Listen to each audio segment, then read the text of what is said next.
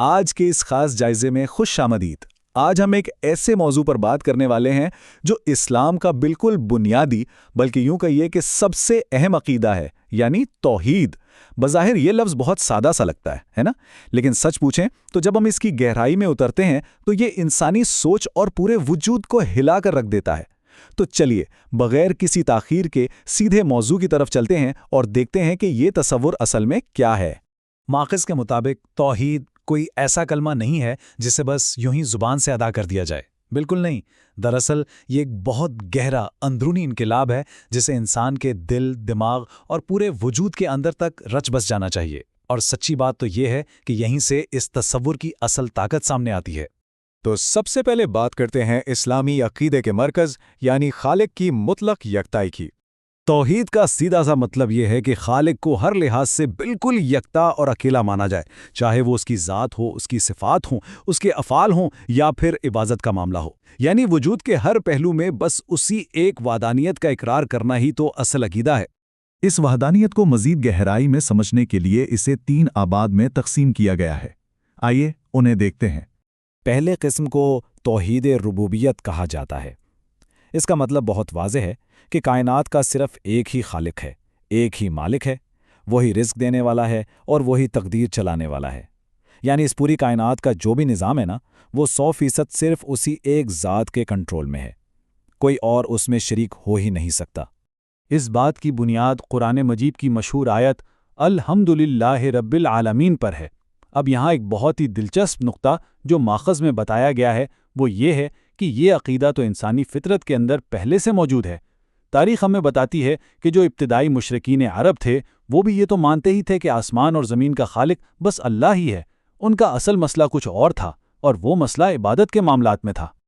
اور یہیں سے دوسری قسم سامنے آتی ہے جسے توحید الوہیت کہتے ہیں، یعنی یہ عقیدہ کہ ہر طرح کی عبادت صرف اور صرف ایک سچے خدا کے لیے ہونی چاہیے، چاہے وہ نماز ہو، روزہ ہو یا قربانی۔ اور ہاں، صرف ظاہری عبادات ہی نہیں بلکہ ہمارے اندر کے جذبات جیسے خوف، امید اور مکمل بھروسہ، یہ سب بھی صرف اسی ایک ذات کے لیے مختص ہونے چاہیے۔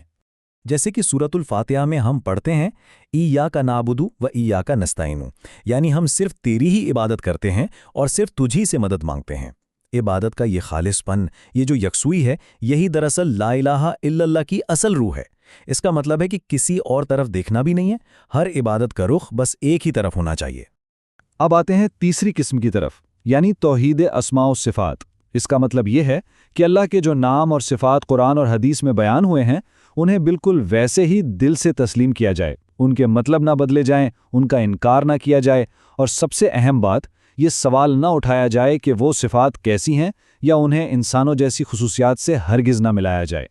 اس پورے تصور کا سب سے شاندار اور حتمی خلاصہ سورۃ الاخلاص میں ملتا ہے۔ قل هو اللہ احد۔ یہ آیات بتاتی ہیں کہ وہ ذات ہر چیز سے بے نیاز ہے، نہ اس کی کوئی اولاد ہے، نہ وہ کسی کی اولاد ہے، اور پوری کائنات میں اس جیسا کوئی دوسرا نہیں ہے۔ یہ اللہ کی بے مثال وحدانیت کی سب سے خوبصورت عکاسی ہے۔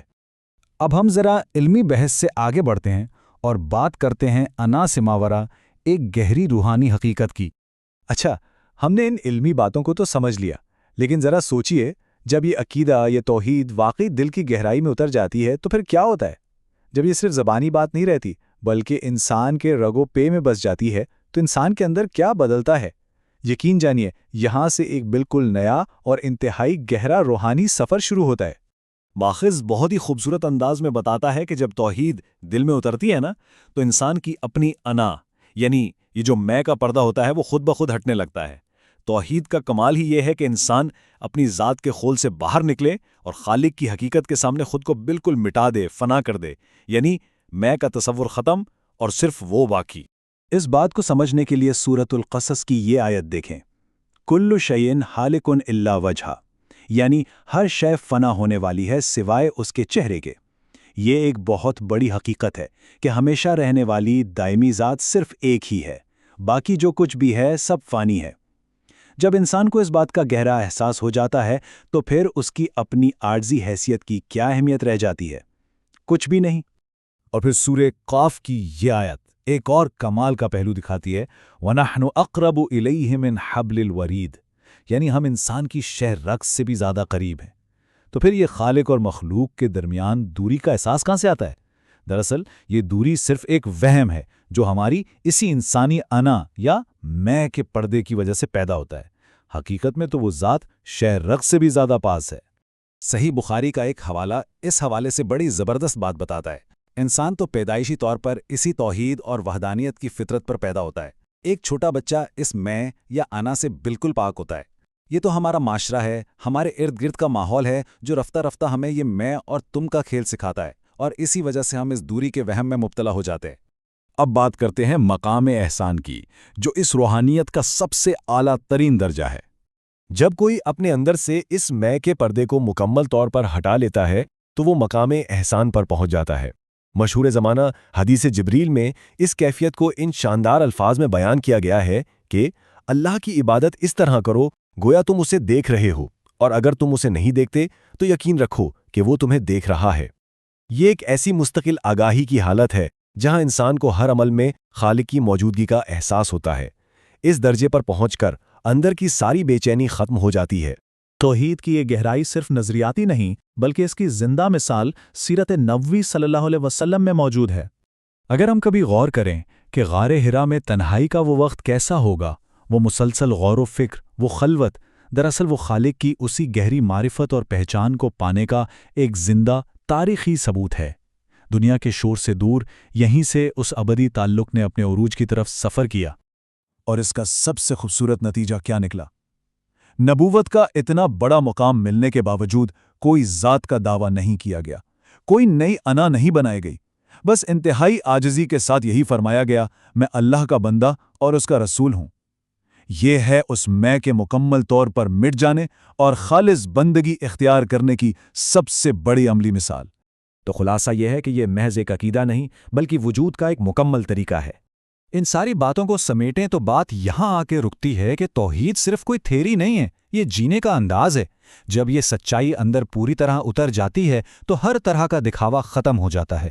ماخذ یہ بڑی گہری بات کہتا ہے کہ اس مقام پر کوئی ذاتی فتح کا جشن نہیں ہوتا، کوئی نئے اعلانات نہیں ہوتے اور نہ ہی کوئی نئی پہچان بنتی ہے۔ بس ایک انتہائی گہری خاموشی چھا جاتی ہے اور انسان اپنے نفس کی قید سے حتمی آزادی پا لیتا ہے۔ ہم اس جائزے کا اختتام ماخذ میں دی گئی اس نہایت ہی خوبصورت اور گہری دعا پر کریں گے۔ اللہ تعالی ہمیں توحید کی اس گہرائی تک پہنچائے جہاں نام، شکل، بحث اور میں سب مٹ جائیں۔ آمین۔ اگر ہم ذرا ایک لمحے کے لیے رک کر سوچیں، کیا ہم واقعی اس میں کے دھوکے سے آزاد ہو کر اس ایک ذات کی گہرائی تک پہنچنے کے لیے تیار ہیں؟ اس فکر انگیز سوال کے ساتھ آج کی بات یہیں ختم کرتے ہیں۔ یقین مانیے اس سفر کی منزل اتنی شاندار ہے جس کا ہم تصور بھی نہیں کر سکتے۔